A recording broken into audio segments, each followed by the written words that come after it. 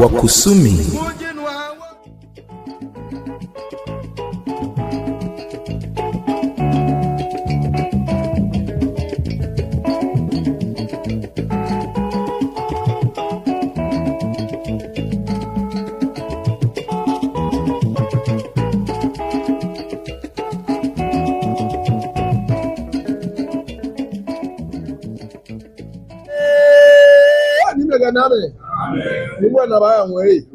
Ago.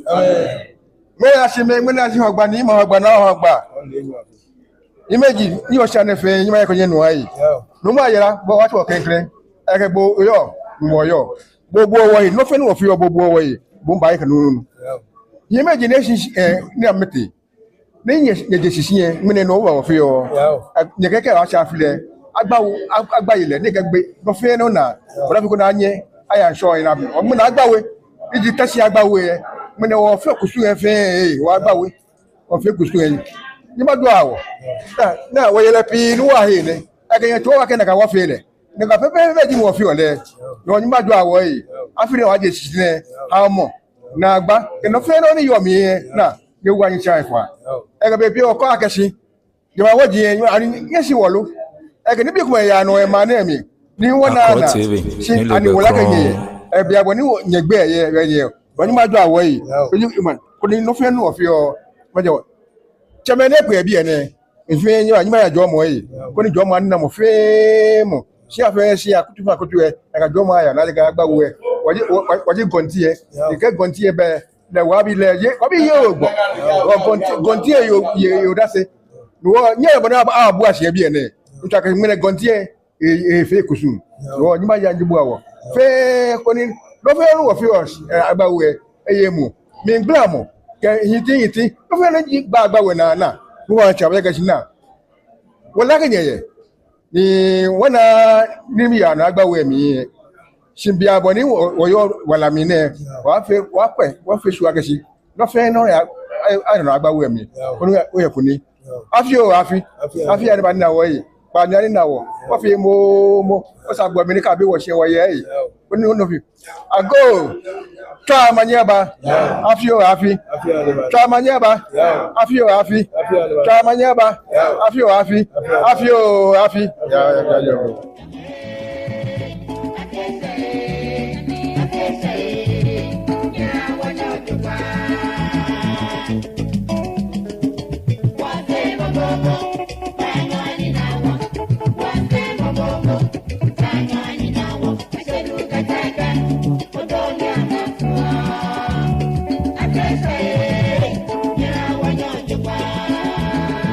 Akporh TV ni le gba kron.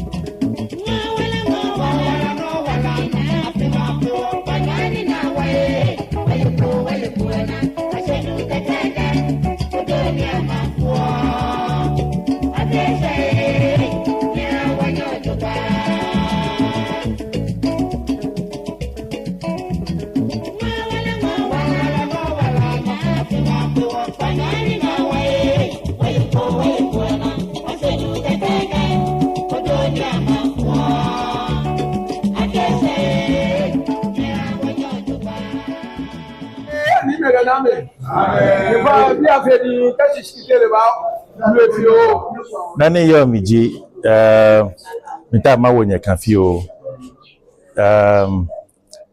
afifen nibi chakio. Have you watched your life ake afine nuko echake your life mi lo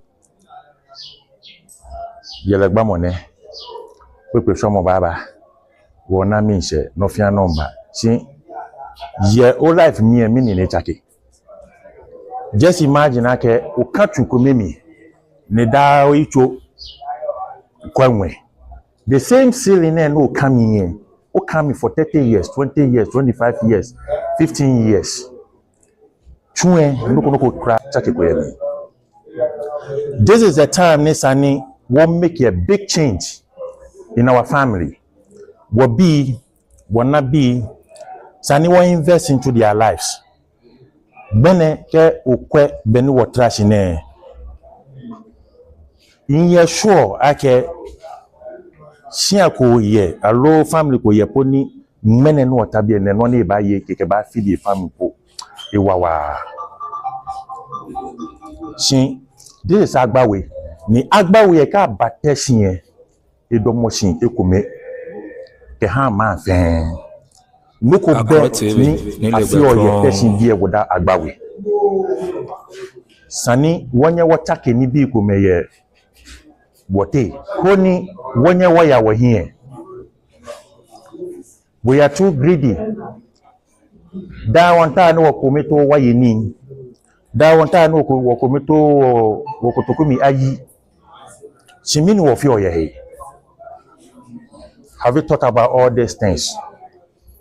Sometimes wo ha opportunities ko make ha wo you fair. I tried it before. Nike shwe maha job training ke ha wo you fair. Nike back it's free. Ni ihe shikaye mokode.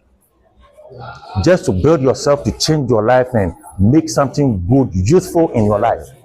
Nii OSEKRE secretary we ke Noah Yelenshi Jameba in Kamete designing school. They graduated very beautiful. Yeah, I'm a pony ke ha me awatare nice. I'm na no ko ke po am family can be. Yeah, no will make it some kind of a big impact your life. Neighbor wow. Ni wokpa neke langa de da wonyeni wongbamana ake land fee yenye solve o problem fenke habo e better ke oba step your foot outside there is a lot of opportunity out there ni ibanye e create noko ke habo denche. I believe at the end of this Wulormoi we ne Afiko ni baba, something good will happen in your life. This is a prophecy. Afi ni baba ekunwe, something good will happen in your life because in that Wulormoi ba is going to touch people and then they're going to act on it. Ewo noni ke ba agbenaji nke aiko manseni yo nye course odugba ke ha me nimba na ni nye trash ne efie me forward wo afi o afi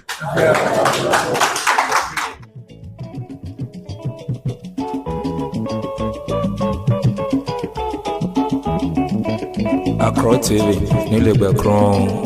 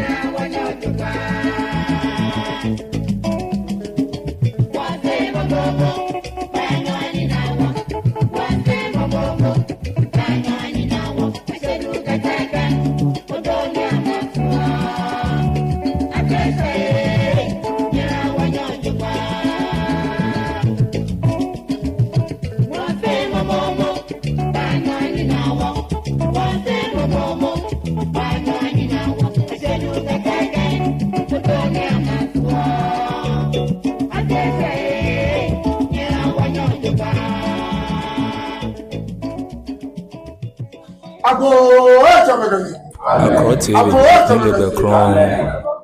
But Fioni, Jamaica, we are going. I'm against Afi. Afi against Ayala We. Afi don't go. No, me Kumi. Can you make your fair? I'm here. I'm going to come. Now fuego. Now get sweaty. Boni Afi Ayala We. Kachano mo famo no tawo. O ta je pepe. About a buffet, prepare for Lord Chave, can you come in? I'm a yaman of the water. Like I don't know where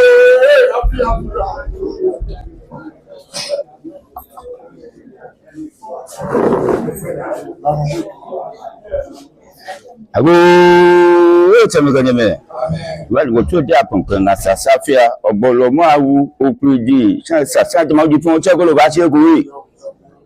Oleni kuriabo okoni ku ochani ku bi tempe ifin woche e mi so ta ni o ta se do pe de wo yo ke de sin do ta pe di mi imbeje bubia hun lele ese yele gbamo bi ka ba yele pe ba fle mi obuti ye na ga dan lo ko ni yi ile di no ko ni pe di ni lo ma se fle ele ni wo yo pa ni aro ato ni pe o la ga ni ba siyan ni basiya o panifai ni ba fi na gba ha mo ko dira mo fe o fe class e fle on pa fa ni wa ke Akporh TV, Agbawe ni to ka ta mo ko te ka ta mo ko na afile ayele so mo bi ma ro le na yo le ayele so ko ni ba fi ha mo ko dira mo ko pin mo ko no na so ya di e ma se ni so se na ngo ma di poko e ba wo abekuma abakuma wo yegbu na alo ti lugu aka fo ti nba fe ha mo ke dira mo ke pin mo ya di so talo manaba biai talo manaba biai talo manaba biai afi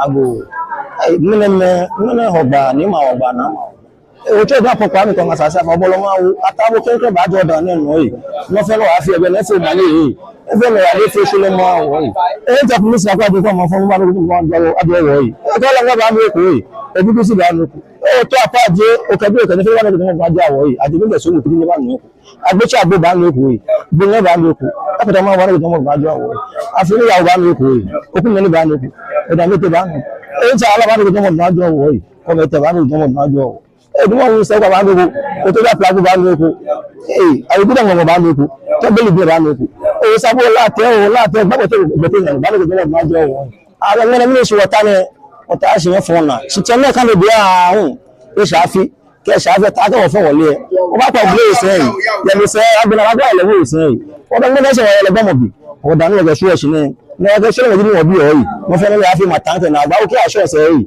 na wo ma de pa ba wo yi o ko ba san bi ba ni ko yi da be pe ni si ba ni ko o ba ko fi ba ni ko e ka ba Yɛlɛ Gbamɔ ba jo wo yi o ta bi le to sha ba ni ko o se wa ti ko so ba ni ko de tu ba ni ko de tu ba ni ko gba ba ni ko awon gba ba ni ko e ta ta gbo ba ni ko yi o bo ti n to ba ni ko Gbamɔ ba jo wo afa wa sama nya ba ni ko afa mo pe ba ni ko cha o to ba ni Gbamɔ ba jo na bi ba ni ko yi o pe ni cha ni ba ni ko e ma le ba ni ko o ka se o ko ba ni ko e pe na ga bi nga ni ko yi sanwo ba ni ko e te ko ma te ba ni ko e bi nga ya bo no bo ko bo te ni fe ba ni ko Gbamɔ ba jo Akporh TV, e ba ni ba ni ko dan tu ba ni ko je ba ni Gbamɔ ba jo wo yi e nene wo se tra mo ne e fe no ya yi o di bi de ni o yo ko na ko ja na jo wo yi ko na fo wa grandma yi o ta ko ju ko gbe do na yi ka cha ko me ga ni ko ko yi bi ga bi ne fe ka bi wo sha ka wo yi wo na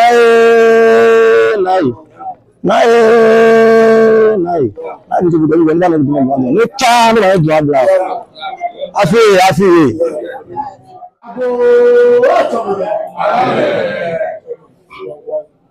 O chami again. Onu neshi abade for the abife di ni na ba se mule de bi. Akani aji opaji. E kan le bi ahun, le na aka mule bi eche. Loke die sheni pepe mo fe amo ba ye okusu na ba fi ehia le otase keke te le we te se ana ene ko ewie ko e bia tuka no wo Shikiteele ni to nupa e fe na ehia ne le bia ehia lo fe ba shi wo no wo ile la wa tu ko le ko wo fe anya wo amesani apa Abo awe fio ni kuwe fio ni pa yo abuto chale sani apa mais ni Shikiteele ga ishibi ni sanwa ba di first Teshie agwa shoche mais fio ni Kumi we ye gbe yo you don yo chame o jame bote hani eshe woman bi akero Agbawe bi ake mene ngomi na wa ake mene mi hu ye bi ma witness Yɛlɛ Gbamɔ the first time I have experienced a lot loko ni wo fen won tawoji wo ke mi ni ekome fi mo no ne wale yomi si wo ke tuni sanenya tuni ya kuchuemi wo yi to wara ton ekome fi mo ke wo fen wo ye ekome ye bokumoko nye ebrawote no fiano no wo ke wo ba fi ye wo ba nye wo fi si ke bokumi to yicho ni ofe no ko ni nie eya ojoba ni o brother alo nyemi yo mase lehun ebanye e contribute ni wonye wo ya we here ona ewo mapa mo fian mo fa yuhani yomo aya pi wo hani ekomefe mo atuni ye wote ko ni wonye wo ya here dan yu ake Agbawe eji Akporh TV ni yuchoko ni Teshie onyofe noko ni Agbawe ebemi ewo nye ha ni ekomefe mo wo ha ni eware abami koni wo fen wonye wayano afio afi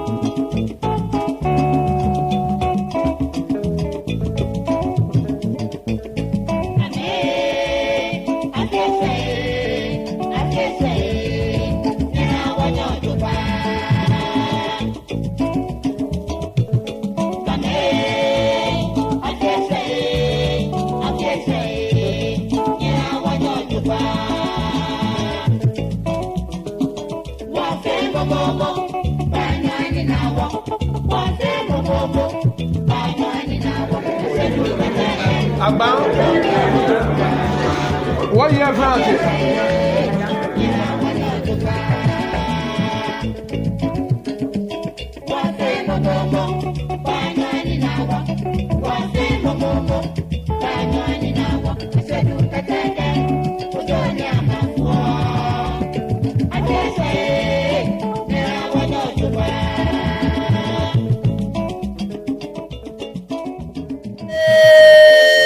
Name. If I am a former BFA, Yabo Tama, if I message Papa, who are going to share Tama. Ago Himeji Oblaye, me fairly appreciate your family by the Domaye. What fair was the son in your man?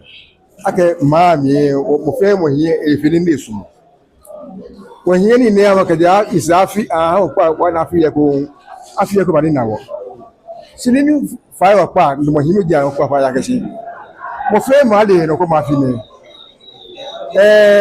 wonu e ko yo mi ko fe jemba aka fi ne homo ba ile oduba kemi se sino to akashi esa ni mo ko ho no oduba on pa je fai o ka to mu kuna o ka ti je sale ni wo se ne fe sale ha Akporh TV Bonu wo ye da ne ni Agbawe nu wo saniko ba afi ne nya wo ye ne kan no bebe ni saniko aka ba aka nu wo he que dá no you ya que shi ke boji oyi cheme ni ke o cheme won fe ni mi le sa be nda bule be Agbawe fe no wo cheme nya wo fe cheme ji wa wo fe Agbawe ji wo fe mo no ba sha ni mele no ba oyi yele shi ane alo gba yele shi ane Agbawe ojibo ele ke shi Agbawe le Teshie ni no won panye fa cheme ke yeme ake wo fe mo wole wo ye Wulormoi ke mo go ba tona lo kwe ni sani ya le se ba dipo sile eje ke ko o te feda lo te bro of Teshika na we of Teshika be le si of Teshika ba o ni sana mo be lo ni wo ko ni ga won page fai o fi ma se ojogba o ni afia ya le ba ni no e ko wo yin si o yegbo wo yegbo e na ka bi wo se ake wo ye tare wa ya ba afi ana yo afi aniwo afi aniwo ye wa do kana ba nya ba mi le so wo